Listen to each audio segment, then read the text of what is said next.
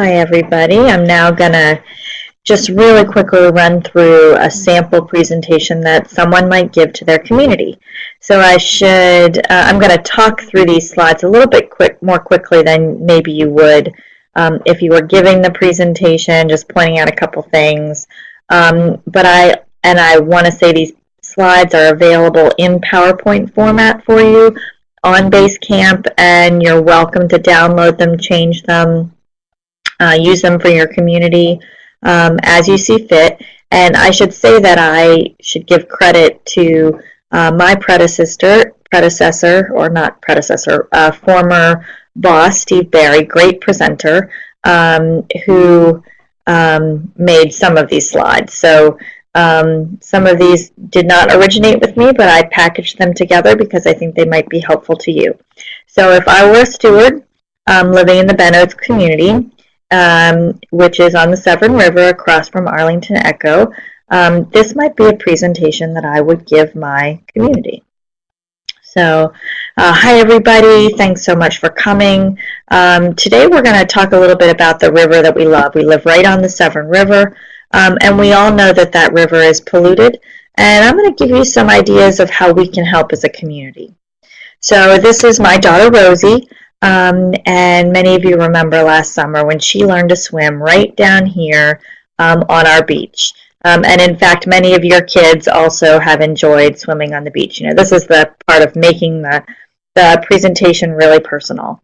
So clean water is really important for me. It's really important that I can feel good about my kids enjoying that water. And the reason that we all live here is this resource. So it's really important to me that we all take care of this great resource that we have so that it's available for our kids. So the Severn River leads, as you know, into the Chesapeake Bay, which is a pretty big body of water. And we've been trying to restore the bay for a long time without a whole lot of success. And we know now that there are 3 causes of water pollution here in Anne Arundel County. And I might pause and ask people, you know, what they think the 3 causes are and solicit a little bit of communication. But essentially, these are the 3, with stormwater being the one, and you want to define that. So also for definitions, and particularly for this illustration of stormwater, how stormwater works, it's important to understand what a watershed is. And I'd ask people if they know what a watershed is. Sometimes people are pretty well versed on that.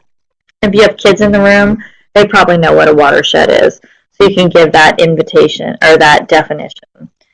So here's a little illustration of how a watershed works. So the Chesapeake Bay watershed is outlined in red, and it encompasses parts of 6 states and the District of Columbia.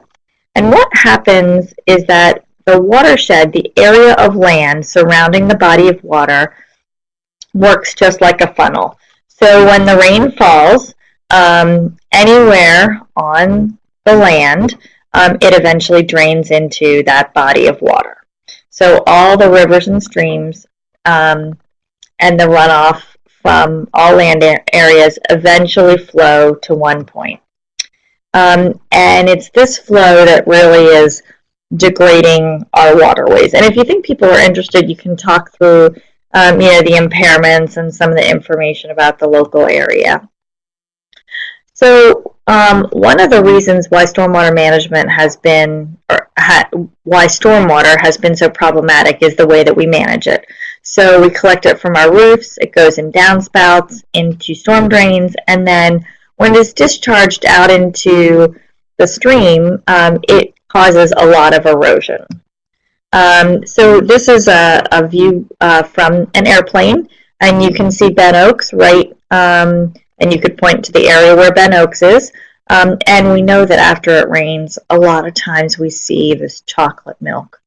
And this is the big problem that we are trying to prevent.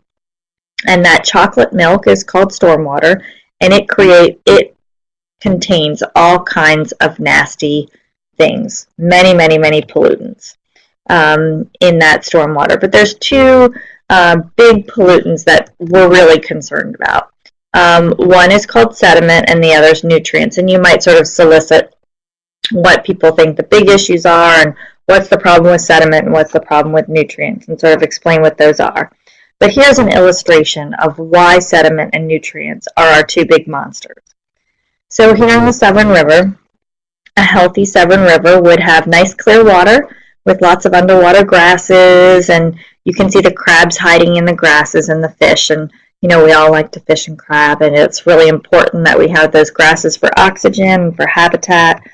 But when we get stormwater coming in, that chocolate milk, what it does is it blocks the sunlight. And you can actually get people to guess, you know, so what's the problem with the sunlight being blocked? Well, you know, the grasses need the sunlight. And if the grasses don't have enough sunlight, they're not producing oxygen, they'll die back. And then you won't have as many grasses, and away go some of the fish and crabs. So then what happens is that along with the sediment, we have nutrients. And the nutrients cause something called an algae bloom. Algae are these little microscopic plants that live right up at the water's surface. And when nutrients, excess nutrients, are added to the water, they explode, they grow like crazy. But they don't live very long. They also block out sunlight, but even worse, they don't live very long. And when they die, they are decomposed by bacteria that actually eat up oxygen. And so they really create a dead zone where there is not enough oxygen for fish and crabs to live. So that's the big problem.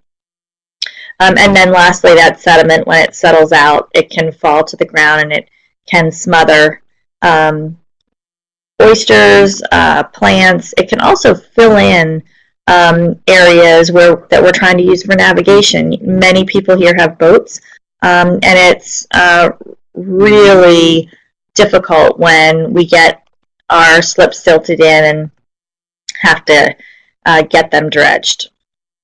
So stormwater is the major cause of our waterways being polluted. And most of that stormwater is coming from private property, and so you can talk through this chart if you think it's good. But the good news about that chart is that we really can make a difference, and what we do is really the only thing that can make a difference, because most of the stormwater is coming from your house and my house and our neighbors down the street.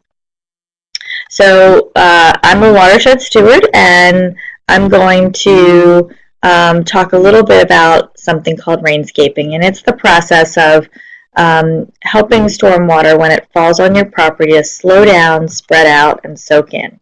So what I'm going to be doing is on Tuesday, March 25th, I'm going to be hosting a Rain Barrel Expo. It's going to be right here, and you're going to be able to learn how rain barrels work, learn if a rain barrel will fit on your house and how to get one and how to install it. Because if each of us installed just one 55-gallon rain barrel, we could keep 11,000 gallons of polluted runoff out of our river each time it rains. So it's really pretty exciting what we could do together. So I hope, again, my name is Stacy, and I'd really like for you to contact me if you have any questions or if you need any help. And together we really can make a difference for Ben Oak. So I hope you'll join me on the 25th. Okay, so that was a really, really quick run through of those slides. Obviously, you would take a little bit more time and do a little bit more question and answering and talking with your audience. But what did I want people to know as a result of my presentation?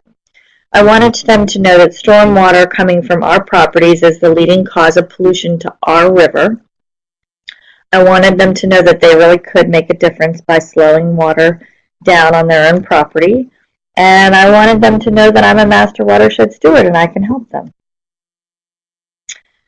What's the one thing I wanted people to do as a result of my presentation? Call me, be in contact, come to my rain barrel workshop, and then lastly, learn more. So I hope these slides are helpful to you. You can use this presentation, make it your own, and I hope you have a lot of fun with it.